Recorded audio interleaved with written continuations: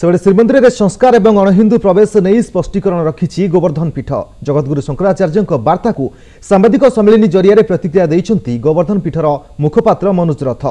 श्रीमंदिर प्रवेश में शास्त्रीय विधि व्यवस्थार उल्लंघन आदौ ग्रहणीय नुहे बोली कहिसेंती जगतगुरु शंकराचार्य।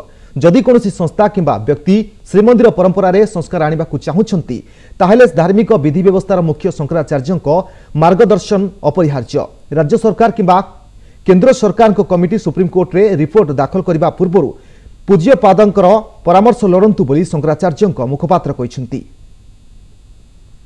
श्रीमंदिर रे प्रचलित परंपरा शास्त्रीय सम्मत परंपरा जहाँ भी चली पूज्यपाद शंकराचार्य अभिमत रहा जे सही परंपरा चालू रही शास्त्र सम्मत होता है ना जदि कौटी भूल त्रुटि होता है निश्चित भाव में सहित परामर्श कर संस्कार अणा राज्य सरकार द्वारा जो समिति गठित होती केंद्र सरकार द्वारा जो समिति गठित हेब से निश्चित भाव में शंकराचार्य परामर्श लोड़ंतु एवं गोटे धार्मिक अनुष्ठान मुख्य धर्माचार्य जदि आम परामर्श न नवा ताले ए संस्कार प्रक्रिया एवं ए समस्त व्यवस्था निश्चित भाव में भुसुड़ी।